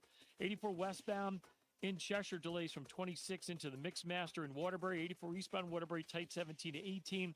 84 eastbound in Danbury, slowing 3 to 5. Again, 84 eastbound, delays 8 to 9. And again, 84 eastbound, you're slowing 10 to 11 in Newtown. If you're southbound on the Wilbercross Parkway, yet another accident reported down by exit 60 in Hamden, delays back to exit 62 behind that. South 95 New Haven slowing from 46 down to 44. Traffic and weather together on the 8's WTIC News Talk 1080. WTIC weather. Well, we are going to see a blend of clouds and sunshine as we head through the rest of this afternoon. There will be a shower at a few spots as well. High this afternoon up to 75, then we'll be clearing out tonight. It's going to be another cool one out there as we head down to a low of 53. Then another nice day in store for tomorrow. See a mix of clouds and sunshine once again, high up to 75. Patchy clouds tomorrow night with a low of 56. Then we finally turn warmer as we head into Friday with partly sunny skies. And the high Friday up to 80. Partly sunny once again on Saturday. Overall, a beautiful start to the weekend. It'll be turning warmer on Saturday as well with a high of 84. Right now it's 68 in Tallinn, 68 degrees in Unionville, and 67 in Hartford. This is meteorologist Isaac Longley in the WTIC Weather Center. Summer is here, which means pool days, beach trips, and yeah, you guessed it, traffic jams. Oh yeah, and heat waves. Don't let summer catch you by surprise. Get the local news you need, no matter what you're up to, with the free Odyssey app. And never miss a beat with alerts on breaking stories sent directly to your phone. Listen today on the free Odyssey app. That's AUDACY. It's time to clear the shelters. Since we started 10 years ago, NBC, Telemundo, and you have helped over 1 million pets find their forever families. Let's make our 10th year the biggest yet. Are you ready to find your new best friend? If you want to help but can't adopt, your donations can go a long way. Adopt or donate today. For more information, head to nbcconnecticut.com/cleartheshelters. Brought to you in part by WTIC News Talk 1080. Hey, Tom Shattuck here with a new opportunity. 1 minute. 20-pound summer slim down with Awaken 180 weight loss. Okay. Dropping 20 pounds before summer ends. Cruising to your goal of 30, 40, 50-plus pounds down. It's simple. You take the few last weeks of summer, eating, drinking, enjoying the weather, but the difference? You're doing it with the 20-pound summer slim down. But Tom, summer's almost over. Well, that's the point. The pounds melt off fast with Awaken 180. I dropped my first 20 in less time, and that easy 20 propelled me to reach my goal of losing 80 pounds. Think about it. You're about to slide back into the same old fall routine with the same old mindset. No, mix it up. Live up the rest of your summer while dropping your first 20. Then jump into fall with a whole new groove. Yeah, I said it. You'll be saying it too in just a few weeks from now. 20 pounds summer slim down with the solution for weight loss. Make your consultation now at 844-346-1800. That's 844-346-1800. Online at awaken180weightloss.com. It's the 5 o'clock focus. It's the 5 o'clock focus. Focus, man. Oh, don't even get me started. London Dangerous. I hate this song. London Dangerous. I can't. This made me hate the whole album. And it's the first song on the B-side. This was one of the best-selling songs, man. I know. Hey, not everyone has taste. It's Reese on the Radio. NewsTalk 1080 WTIC. We still have Zach on the line. Zach, you there? I'm here, Reese. How you doing? I'm good, sir. Thank you for hanging on, man. I really appreciate it, man, and being a part of the show.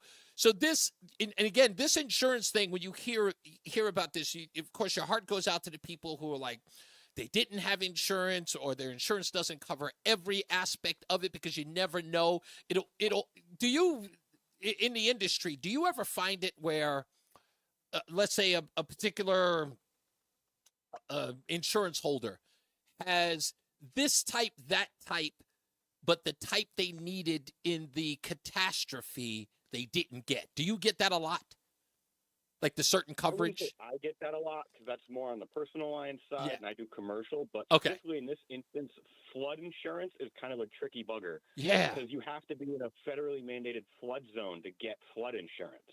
Okay. So if you're not in a flood zone, then you can't get federal flood insurance. And like private flood insurance policies are prohibitively expensive. Really? Oh, yes. So that would probably be the deterrent for people to get that flood insurance because can you give like a range of what that it's a monthly cost, I presume, right? Annually, you're probably looking for a standalone flood policy to be equal to the cost of your homeowner's policy. Because, Wow. of course, that's going to vary by each house. Right. So you think your homeowner's premium, if you want to get a standalone flood policy, you might as well just add another premium onto it. Wow. So That's if you can even find a carrier willing to write it.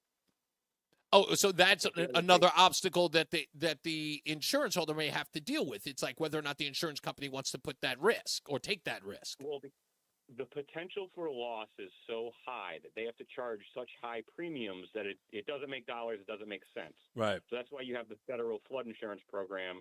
And they have very similar programs like assigned risk pools for workers' compensation, like other high-risk types of insurance.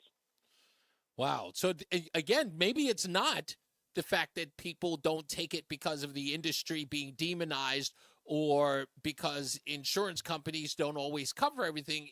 It may just, I mean, I think it's the red tape to get that insurance. It may not be available for you because of where you live, where your business is run, because of the structure of said insurance policy or the insurance company as a whole. Because you could get an insurance company that covers this, that, but doesn't cover the third because it's just it's a high rate of liability, if that's the correct way to phrase it.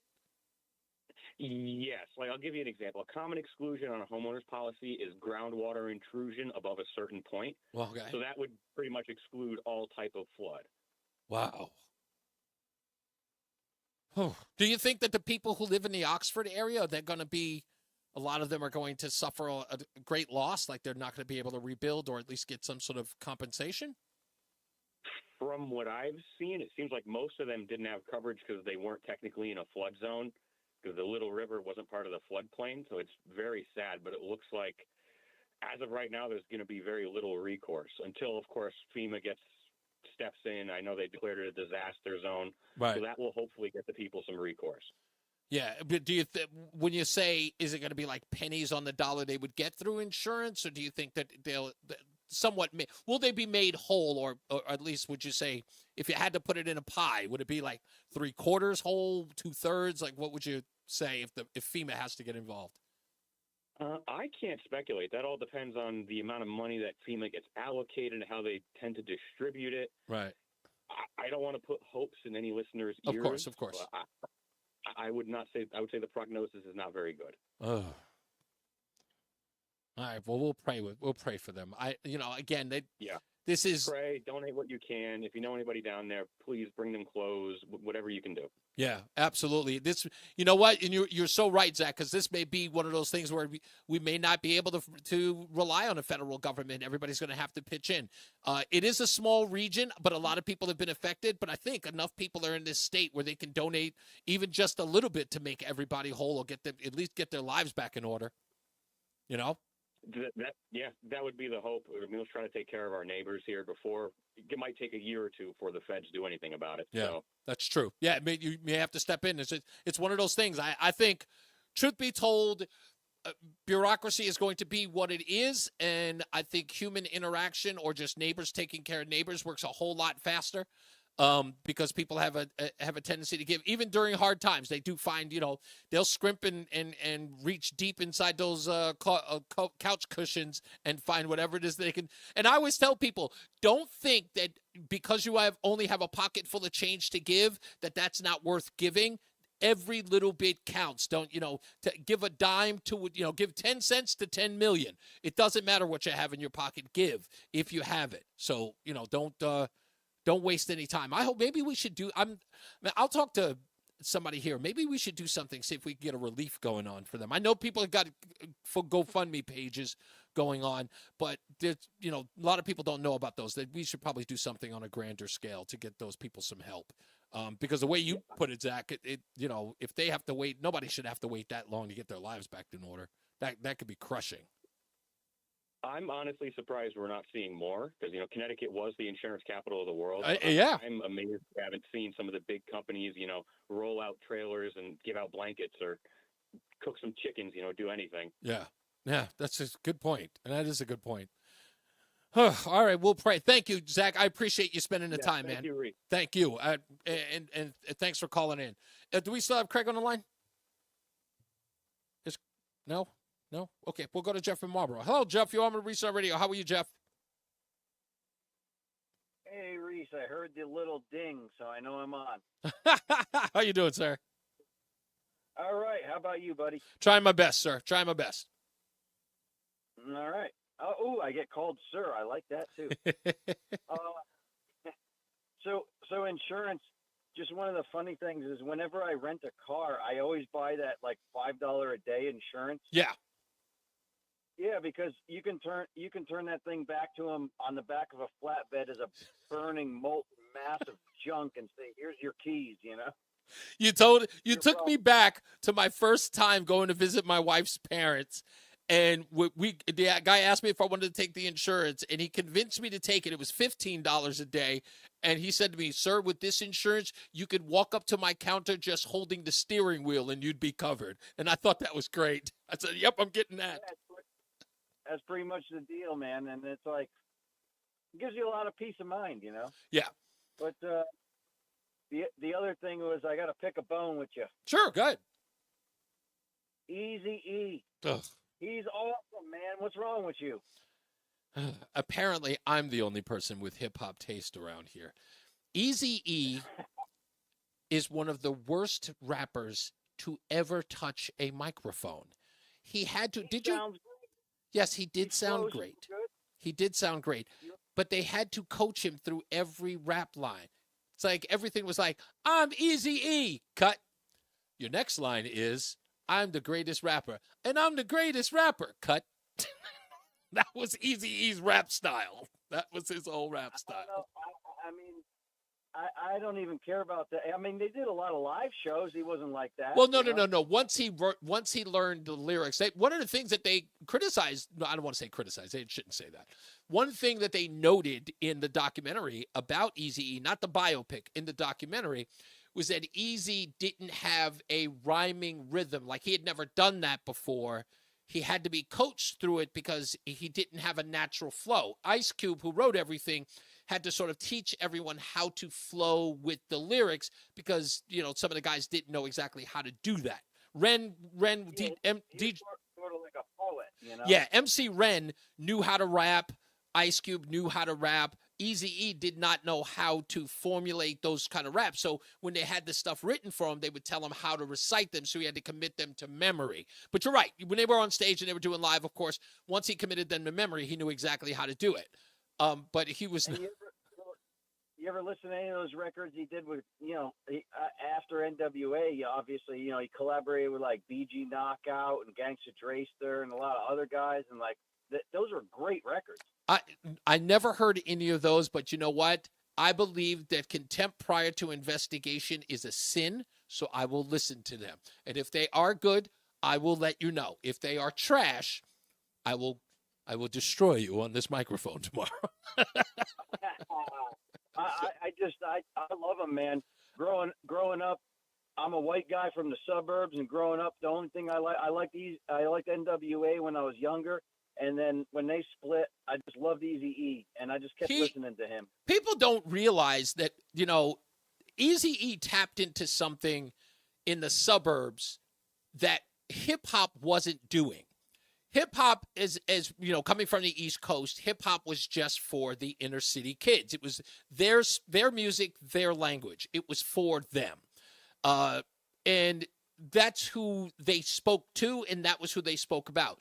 But Eazy-E had a very great exchange with a news reporter back in the days. Let me see if you remember this, Jeff. He used to come out and do those interviews and talk about how he was living and how people were living. But do you remember the analogy he made with Hollywood? Did you ever hear that interview? Remind me. Okay, it was the most incredible interview ever, and it gave me respect for Eazy-E. This female reporter was talking about Eazy-E and talking about the violence in the music. It's like, but, there's a lot of violence, and people, don't you think they might be influenced by the violence? They might be influenced by the words that you say on the song.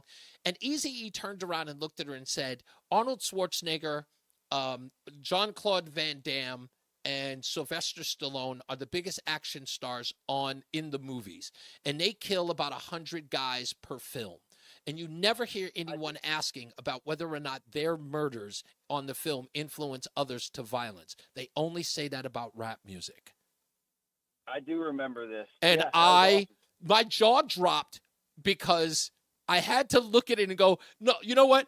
He's not wrong, because if you're a big fan of any of those films, you'd have to ask the question. No one ever, and maybe the reporter might have thought the same thing about Arnold Schwarzenegger films, but no one was making the big deal they were about rap artists. And I think primarily it was because it was dangerous for young black kids to be talking about violence in that way, where Arnold Schwarzenegger, that's a safe place. But I'll tell you the reason why it really affected me. There was a movie a movie with Harrison Ford called Patriot Games. I'm sure you remember that, right? From the Tom Clancy films, right? Yep. At the same time that movie came out, there was a black film starring Tupac Shakur called Juice. Do you remember that film? Yeah, I love that movie. Okay. I love that movie. Okay. Well, both of them had movie posters that were in the subways. And Tupac's poster shows him in the front holding what I believe is a snub nose. It's like a little 38. Yes, snub nose 38. And he's holding it against his chest, pointing to the left. The same poster juxtaposed to that picture on the subway is a picture of Harrison Ford in Patriot Games pointing the gun at the camera, pointing it at you. And this film studio brushed out the gun from Tupac's hand, but kept Harrison Ford's gun on the poster. So I looked at that and I just went, if that's not hypocrisy, I don't know what it is. So they're saying that they're concerned about gun violence, but Harrison Ford, that's okay. But Tupac holding a gun to his side, he wasn't pointing at anyone. He's holding it on his chest.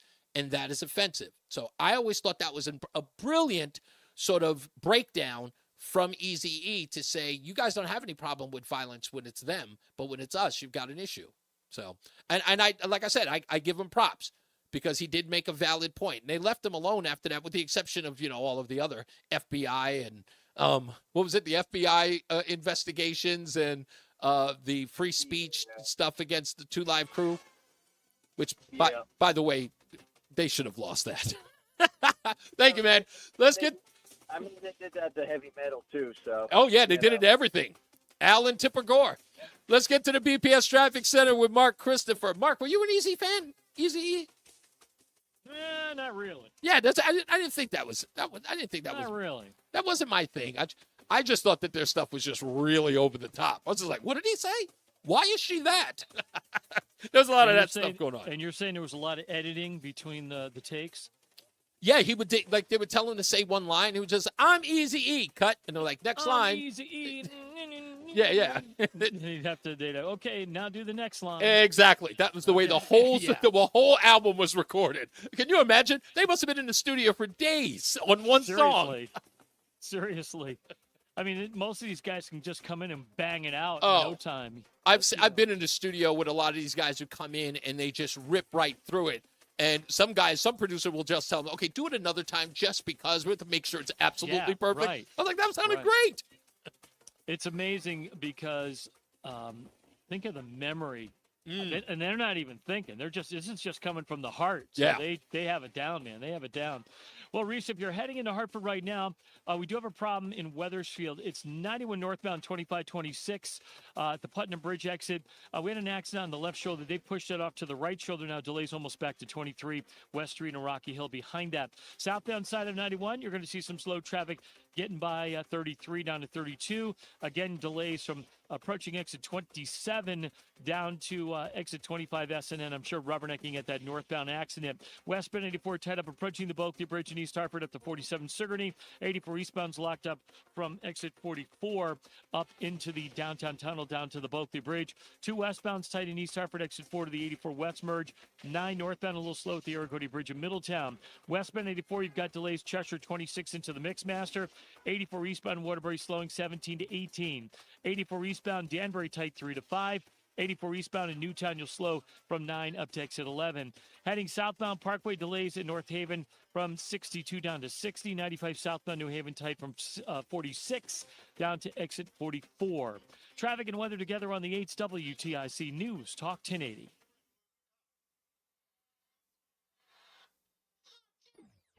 And now, a WTIC news update. 5:30, good afternoon. I'm John Silva, WTIC 1080 News. Mixed bag of clouds and sun. We had a couple of showers move through about 45 minutes ago or so. Temps will top out in the low 70s. Clear, cool tonight, 50s, and then another nice day tomorrow. Intervals of clouds and sun, mid-70s. Police in Milford are investigating after they say an infant was found dead in the bathroom of a vacant room at a city motel. They were called this morning a little after 11 to the Mayflower Motel after a member of the cleaning crew there made the find. The case has been ruled an untimely death. Governor Lamont is announcing the White House has approved a federal disaster declaration for New Haven, Fairfield, and Litchfield counties. And this to help with cleanup and infrastructure restoration following the devastating flooding this week. Oxford school officials say they pushed back the start of the school year. Superintendent says the roads are still in bad shape and the buses have not been cleared to drive. So Dr. Robert Miller says best case scenario, they are shooting for the week of September 3rd. Vice presidential nominee Tim Walz and former President Bill Clinton among the headliners at the Democratic National Convention tonight, day 3 of the party's rollout for new candidate Vice President Kamala Harris. At least 55 protesters were arrested following violent clashes with police in downtown Chicago on the second night of the DNC. An arrest in a deadly hit-and-run in Waterbury, 25-year-old Morris Hullman is accused in the crash August 10th that left pedestrian Michelle Trausch with serious injuries. She died a week later. Markets finished up on Wall Street today. The Dow gained 55 points, and NASDAQ was up 102, and the S&P up 23. Red Sox beat the Astros on TIC this afternoon 4-1. Yanks will try to bounce back from an ugly loss last night to the Guardians at the stadium. And the Mets defeated the Orioles this afternoon 4-3. Eastern League, the Yard Goats at New Hampshire, 6:35 on the Odyssey app. For these stories and more, go to WTIC.com. I'm John Silva, WTIC 1080 News. Remember, for all station contest rules, go to WTIC.com/rules. Join us this Sunday for Tumulo Financial, your go-to for retirement planning and taxes. Tune in to the father and son duo from 7 a.m. to 8 a.m. or catch the replay from 5 to 6 p.m. Tumulo Financial Retirement Planning with Integrity on WTIC News Talk 1080. Isn't it time you thought about an estate plan for your family? Estate planning attorneys help prioritize and carry out personalized asset protection strategies. The law firm of Brown, Payne, Dearest & Scott has served the legal needs of individuals and their small businesses since 1977. Our experienced estate planning team is ready to help. With Brown, Payne, Dearest & Scott, you get more than a lawyer, you get a law firm. Visit us at bpslawyers.com. Simon Lebo approved this ad. This is the story of the one. As head of maintenance at a concert hall, he knows the show must always go on. That's why he works behind the scenes, ensuring every light is working, the HVAC is humming, and his facility shines. With Grainger's supplies and solutions for every challenge he faces, plus 24/7 customer support, his venue never misses a beat. Call quickgrainger.com or just stop by. Grainger, for the ones who get it done. Hey, Tom Shattuck here with a new opportunity. 1 minute. 20-pound summer slim down with Awaken 180 weight loss. Dropping 20 pounds before summer ends. Cruising to your goal of 30, 40, 50-plus pounds down. It's simple. You take the few last weeks of summer, eating, drinking, enjoying the weather, but the difference? You're doing it with the 20-pound summer slim down. But Tom, summer's almost over. Well, that's the point. The pounds melt off fast with Awaken 180. I dropped my first 20 in less time, and that easy 20 propelled me to reach my goal of losing 80 pounds. Think about it. You're about to slide back into the same old fall routine with the same old mindset. No, mix it up. Live up the rest of your summer while dropping your first 20. Then jump into fall with a whole new groove. Yeah, I said it. You'll be saying it too in just a few weeks from now. 20-pound summer slim solution for weight loss. Make your consultation now at 844-346-1800. That's 844-346-1800. Do I still have Rick? Nope. Okay. Nobody then? Weight loss. Nobody. All right, You're listening to Reese on the Radio. Filling in today for Todd Feinberg on WTIC News Talk 1080. It's the 5 o'clock focus. It's the 5 o'clock focus. I'm focused, man. I got to tell you, I don't know exactly how it is that we get into the. I must have like tripped something on this whole Eazy-E thing. Call me a hardcore hip hop head, but Eazy wasn't even on. It just wasn't. He just wasn't there, and I don't. Nah, Eazy was a goat, dog. I don't know about all that. He was a goat for a lot of people. I know for a lot of people he was, but it was just like when people start talking about certain rappers, and I've made this argument before. I hate to go into this because our generation is going to be the older generation now, right? So we're going to be at the place where the boomers were, right? We're in our 50s, going in our 60s. Hip hop music was our music, or rap music for that matter was our music. And I talked about this on the Sunday show. This is going to be part of our conversation as older people, talking about who was the GOAT, who was the best, and all that other stuff. There is a difference, okay? I'm just going to say it now. For those of you who don't know, there is a difference between rap and hip-hop. Eazy-E, Too Short, E40. Who else was there? I don't know. Rappers. MC8, rappers, okay? Then there are hip-hop artists, MCs, KRS-One, Rakim, Tretch from Naughty by Nature. Those guys were MCs. They were part of hip-hop. It's different.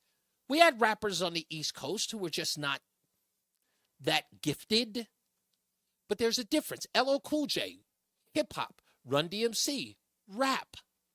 People don't believe that. Run DMC was not a hip-hop group. Well, they started off in a hip-hop group. Then they became a rap group.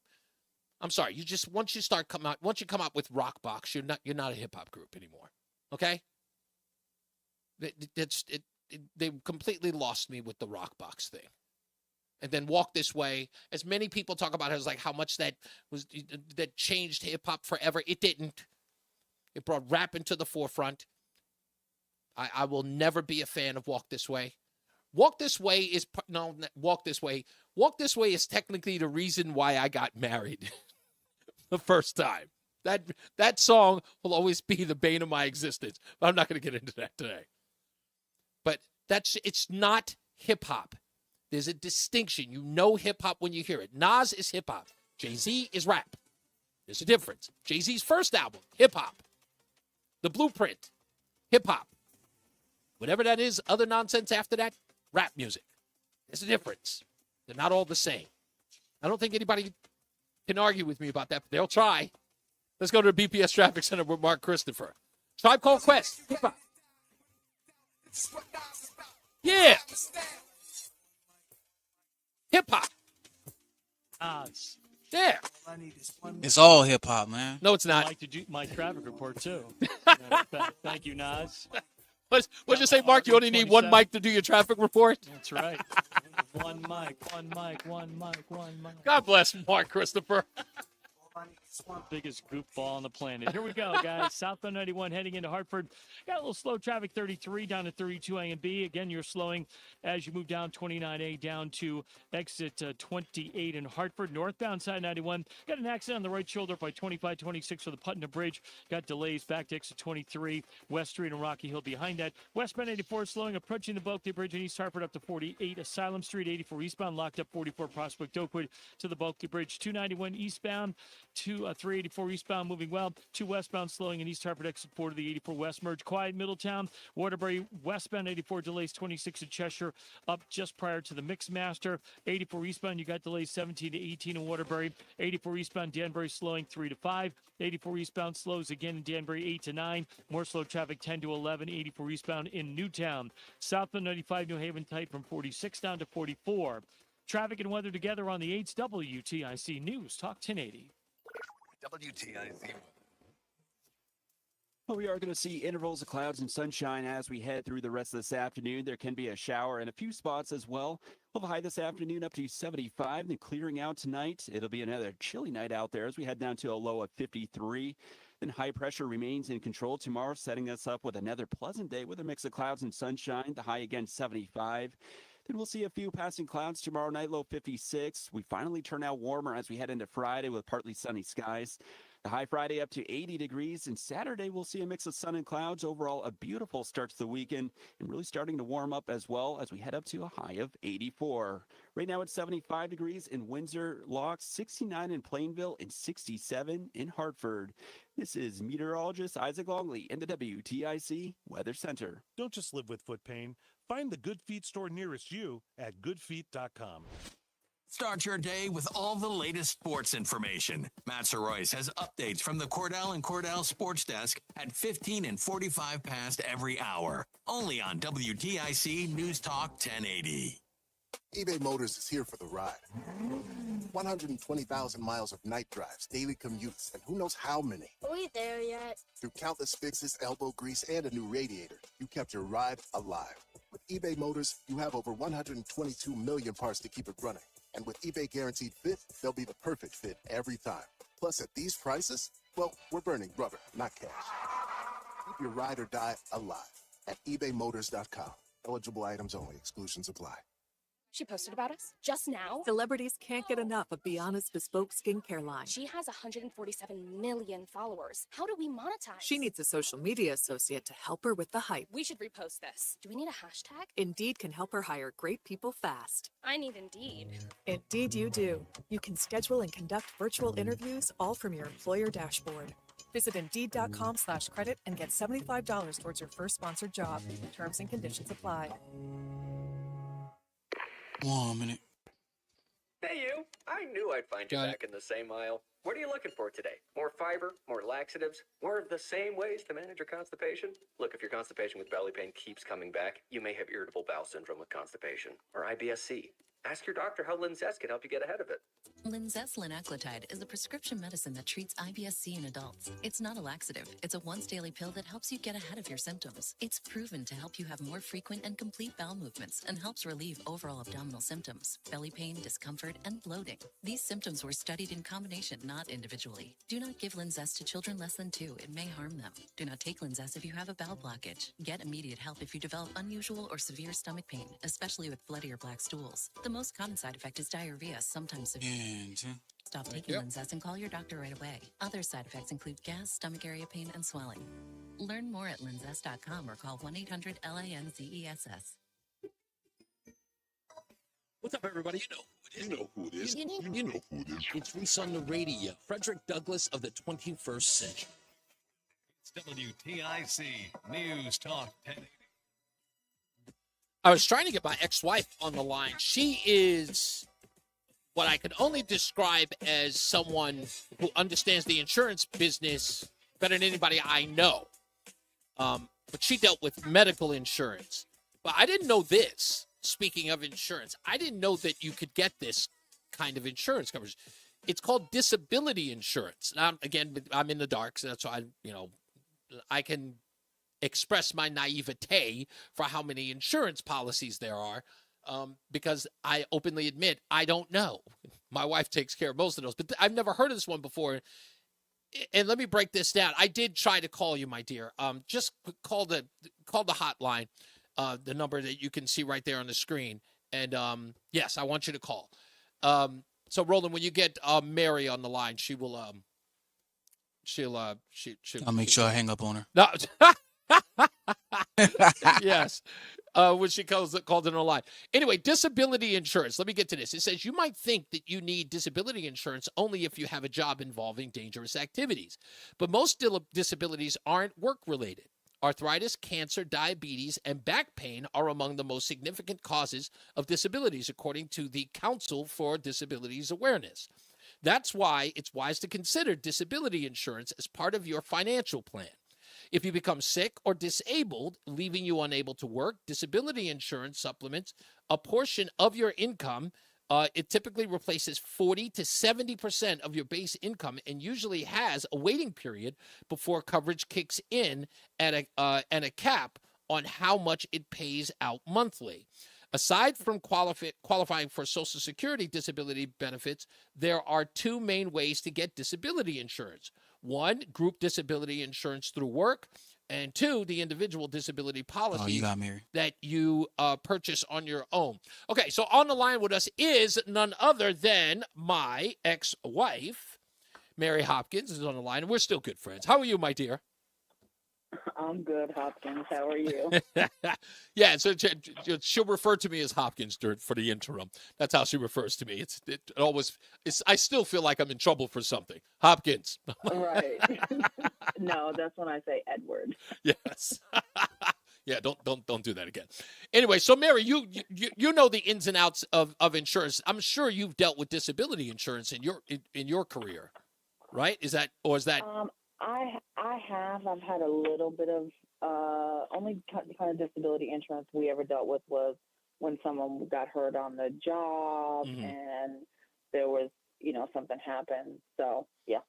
So, but this particular insurance says that this is something you could purchase before, like in essence, if you end up getting things like arthritis, cancer, diabetes, all these, or back pain even, you can actually purchase this insurance before those things happen in your, I guess, on the work, or on the job, I should say.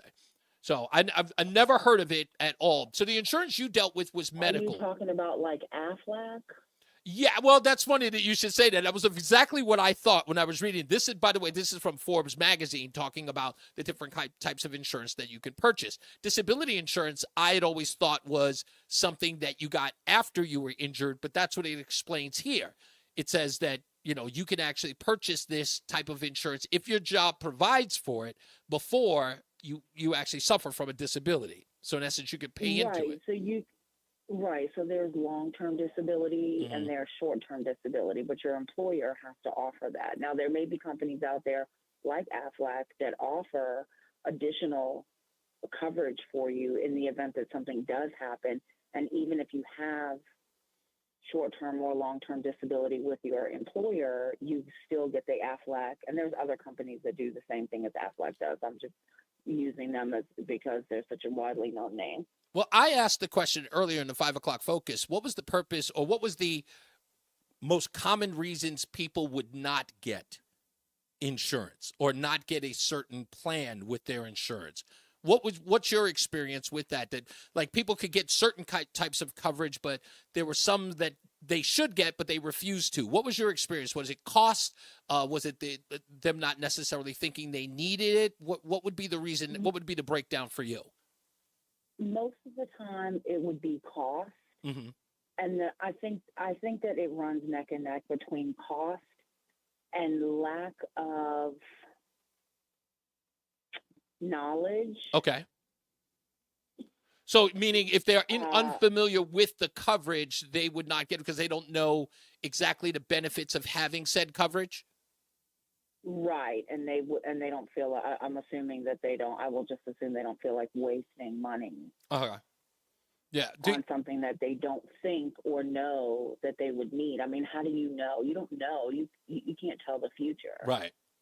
Do you? You don't know that something's going to happen. So being on the inside, having to deal with insurance, what's your view on having the coverage? Is it do you agree with the idea of it's better to need it and not have it, like get it anyway, even though it is going to be a cost?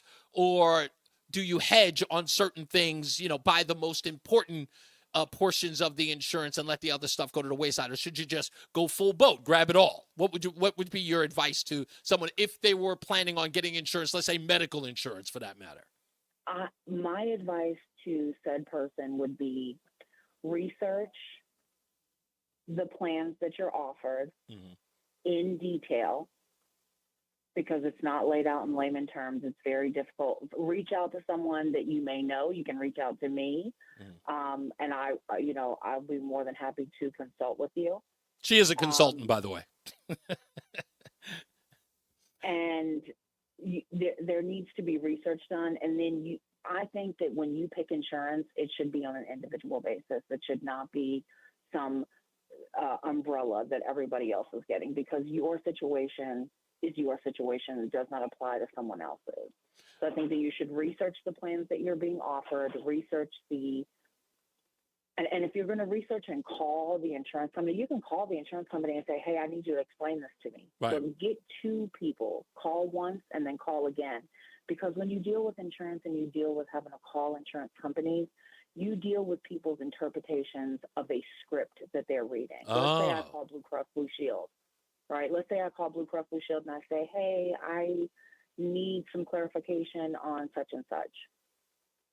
They'll give me clarification off of a script that they're reading and their interpretation of it. And then I can call back and talk to another person in 5 minutes, and they're going to give me a whole nother interpretation. Wow.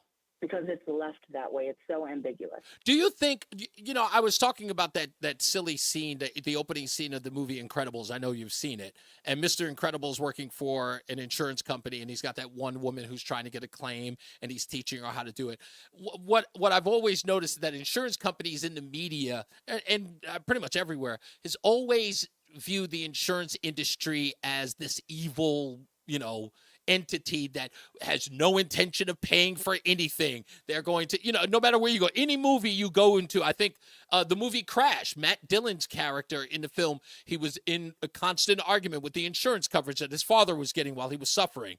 It's always that demonization of the insurance industry. Do you find that to be the case, that people are unjustly calling the insurance companies the demons or the bad guys? I don't necessarily know if it's unjust. Okay. Having to have had to deal with this on both sides from a personal standpoint, and having the breast cancer and dealing with things and having to get things approved, and then dealing with it from the inside and having to get things approved for my patients.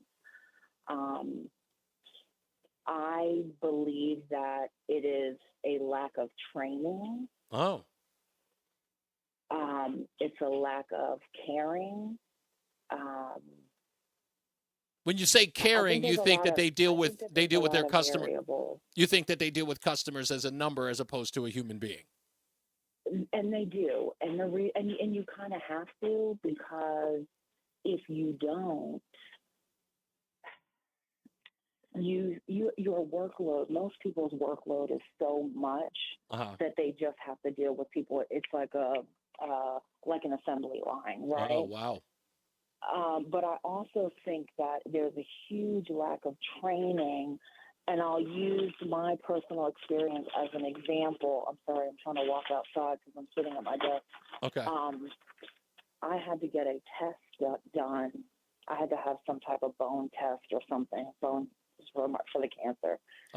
And they had to get, even though I did not have a HMO plan, like an HMO plan, you need a referral, you need to get things approved. There's a whole lot of stuff that comes with that. I had a great plan that I paid a lot of money for out of pocket every month. Yeah. That my company didn't pay for. But I had to have a test done, and they're saying, well, no, for approval from the insurance company, and they're saying you've had this done before, so we can't, so they're not going to do it again. And I said, okay, but I've been diagnosed the second time with the cancer. Right. Did you tell them that? Like, I called the doctor's office where I'm supposed to be having the procedure done and said, hey, did you tell them this information? Did you put that in with the request for the approval? And she goes, no. Wow. And I go, well, but why wouldn't you? So there was a miscommunication the miscommunication was between the doctor and the insurance company? Right. So Okay. when the lady put the paperwork in, she didn't put in that this was a second diagnosis. Oh. They thought that I was still getting these tests run based on the first diagnosis, which had been like a year prior or whatever.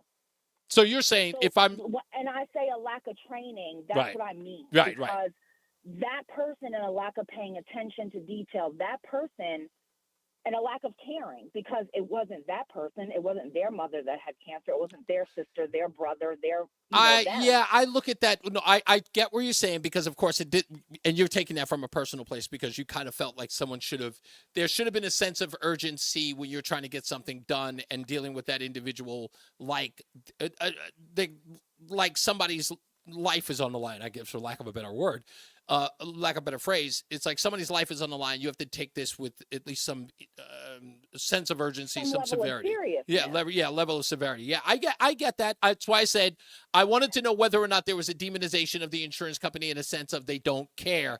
But I get it, because like any other industry, you have to be somewhat stoic. You can't get personally involved. That's a difficult job to do when you have so many cases or so many people. If you were, I dealt with people like things in call centers and stuff like that, and I've been cursed out and screamed at and stuff like that, and I've had people run out the office crying because somebody called them a naughty word, and you can't take it personal. You have to sort of like water run off the back of your off your back and just not let it rattle you in any way. But I get where you're coming from. When you're dealing with something like cancer and someone screwing up the paperwork, you could get a little desperate and lose your cool. So. Well, and I don't want to say just cancer. I really want to say that's all things. Look, if you're handed a job and this is your job, you should do this job to the best of your ability. And if you notice that you're having problems, you need to ask for some additional training. That's the way to look at it. I mean, it's the truth. And when you're dealing with people's health and people are paying money for this, you're the patient and you're paying money for this insurance plan that this company, like let's say this rep from Blue Cross Blue Shield of Virginia came in and told your company, oh, this is the best insurance plan for your employees. You should switch to ours. Don't use Aetna anymore. We want to win this contract. It's just like government contracting. Yeah. And so when you get that, and when you get it and you don't get the quote unquote premier or the platinum plan, when you finally get into a jam, there's a reason for you to be upset. You're thinking, and those reps that come out to the companies, let's say I'm coming to your company and I want you to change your plan that you're offering to your employers. Yeah. Okay. I'm coming out and you're going to go with me if I can convince your employees that this is a great plan and save you money. Yeah. I hear you. Okay. So you're going to go with me. And I'm not even trained as the individuals that they're sending out to these Oh. corporations and these businesses. They're like, for instance, I'll use an example. You got to Okay, be. patient I calls- unfortunately, Marion, I'm sorry. I'm sorry. Much that's okay. Much like our divorce, we've got to bring this conversation to an end. You mean much like Our marriage, right? I'm kidding. No, I appreciate you. No, I get exactly what you're saying. I think everybody is getting what you're saying. I think, again, it is. I think a lot of people in the insurance industry, go through that same thing. You might be right. I think that part you said about the training. If it's somebody out there who's getting people on the plan, they are, sort of puffing up the plan, saying you get this, that, and the third, and then when the person actually gets someone on the phone when they actually need them, it's not the thing that they were sold. They kind of sold them a bill of goods. I appreciate you, folks. Right. And I appreciate the call, Mary. Thank you. Can No, I no, just plug myself real- No, I'll plug you tomorrow. I promise. I'll give you an opportunity. That's my ex-wife. See, I have to cut her off. This is the reason why we couldn't last. No, I'm just kidding. As I always say, radio is free, so we thank you for paying attention. Remember to keep JC in your hearts and in your mind. Sean Patrick, we love you and we miss you. Remember that panic is not planning, so plan your work or work your plan. Me, I'm Reese on the radio. He is Mark Christopher in the BPS Traffic Center. Hey, Mark.